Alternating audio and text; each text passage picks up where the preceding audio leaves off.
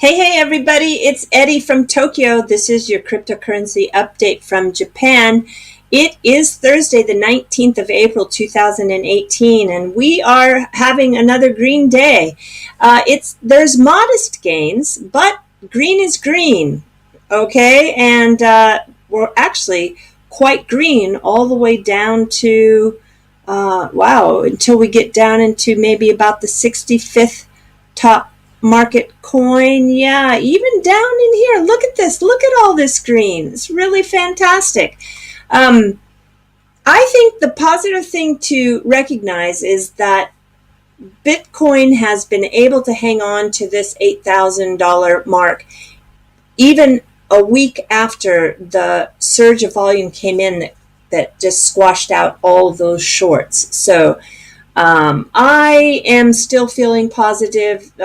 People are talking about having tax days behind us, and I think the investment companies that are also sitting on the sidelines, just dipping their toe in the water, are going to make a move very soon, and I think we're going to see some incredible growth starting in May. So I don't know, though, about the BTC dominance. It's down to 40.2%.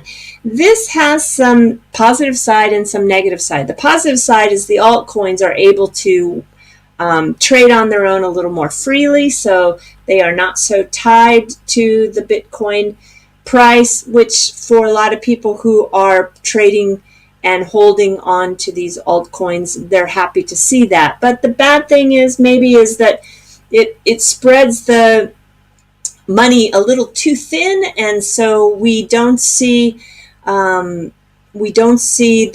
concentration in the top 10 coins, which is what I think that the institutional money wants to see. And so this is maybe going to just slow them down from entering the market. I'm not sure, but just talking out loud. Okay, so market cap 346 billion. Well, we've increased that by about 15 billion over the last 36 hours. I just think we just keep going. I'd love to hit that $1 trillion market cap this year, and I think many people believe we're going to do it. All right, let's take a look at some stories here. What is this? Wow, Hello Kitty money? No, Japanese police arrest 12 in a Bitcoin, actually yen, fraud. So some of the media news services are headlining this a little wrong. They're calling it a Bitcoin fraud when actually it wasn't. It was all about fraud in the actual fiat. So police in Japan's Tokyo and Hyogo prefectures have arrested 12 people over an alleged live Bitcoin trade fraud last July, July of last year.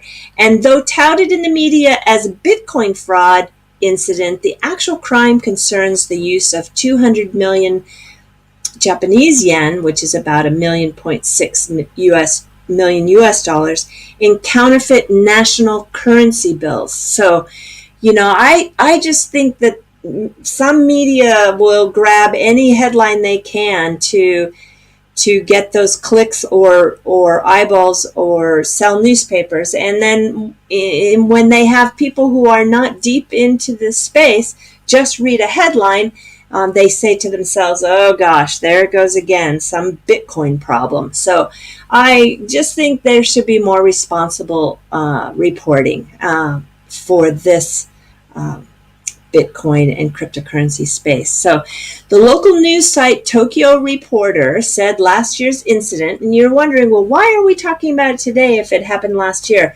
It's been under investigation, and so just recently, in the last 24 hours, the police have released the photograph of Kenta Higashi, which is the so-called ringleader, and they are, I think, were careful in crossing all their T's and dotting their I's in this investigation before they were going to release the names.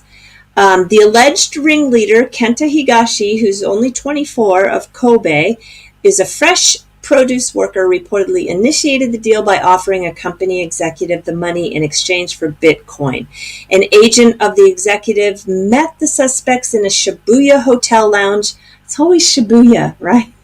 I love Shibuya, but everything's always happening in Shibuya. Received the cash and initiated a transfer of the coins. A majority of the cash provided was later discovered to be counterfeit. So this is where the problem is.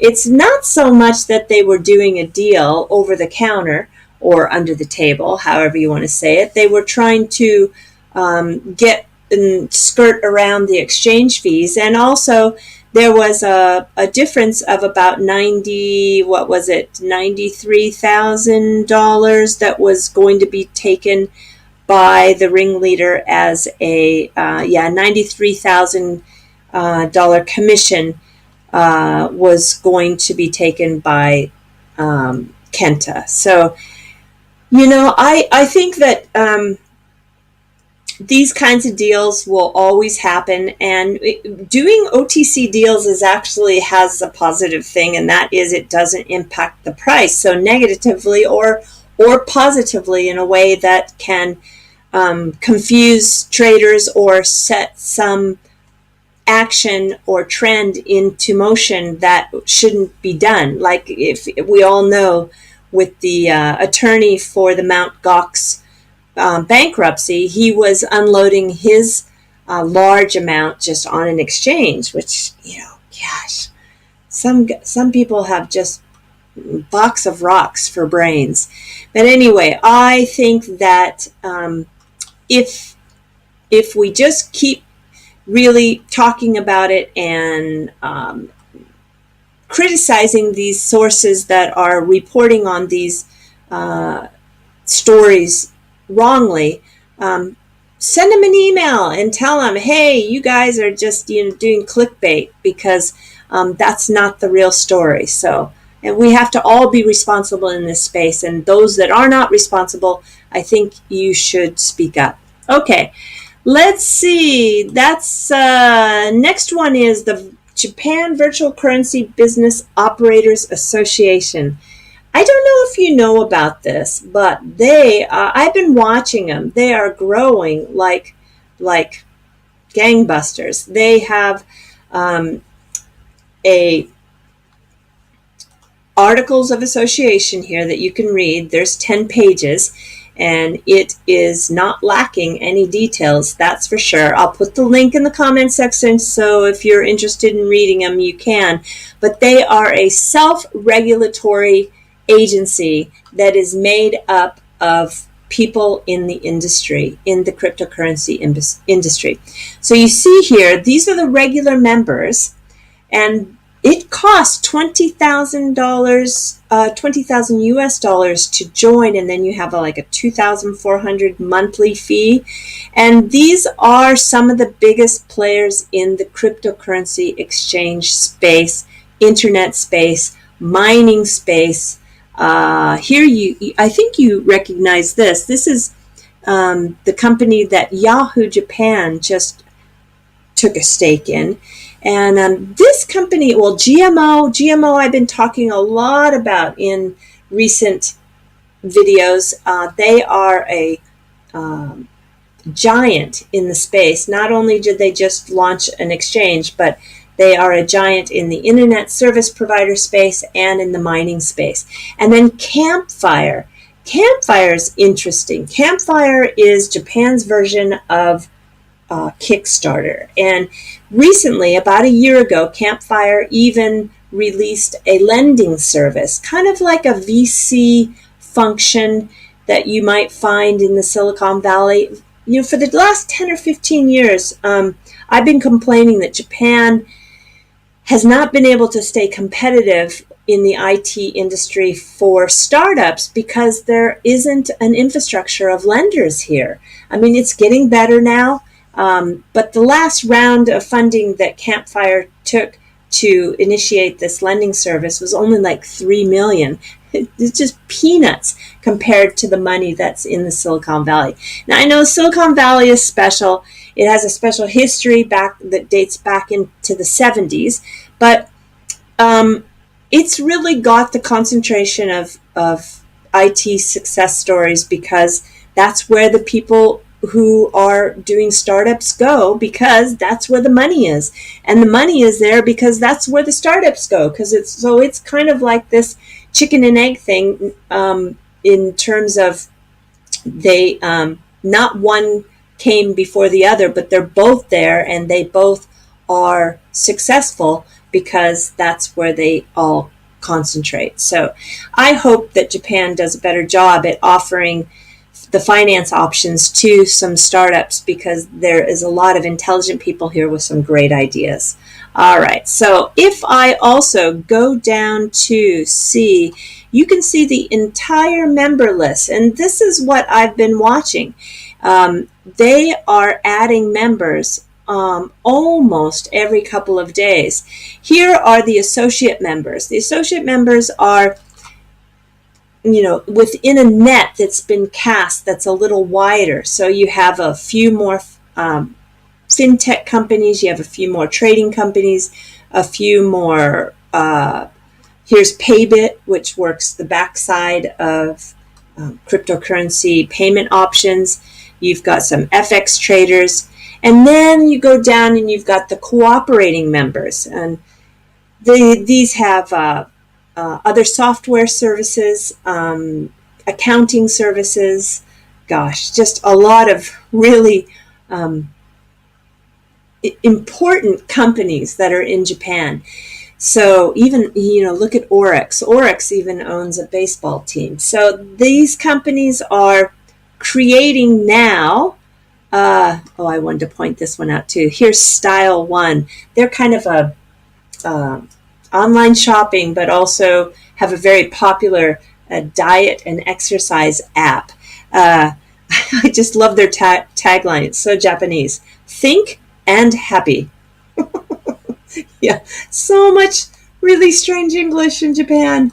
I still makes me laugh. Okay, so here's their articles, and I guess my point is that this is a very typical way Japanese tend to operate, and these associations, or what's called Keiretsu.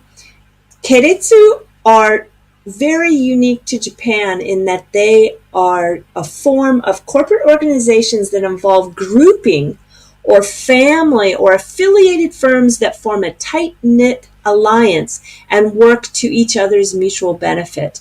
So it's commonly referred to as a spider web that is a complicated network of relationships, and these relationships, they trust each other, they rely on each other, they increase competitiveness. They are very much a part of the Japanese economy, and almost every industry across Japan has these associations. And it's good if you're in the association, but if you're out, you're out. And then once those associations get a foothold, it's difficult sometimes to do business if you're on the outside. So that's one of the criticisms. I'll put this link in the comment section too, down below. It's an older article, but I think it's very accurate, and it's very concise, and it really explains the structure of a Japanese Keiretsu. All right, so I think that's it today.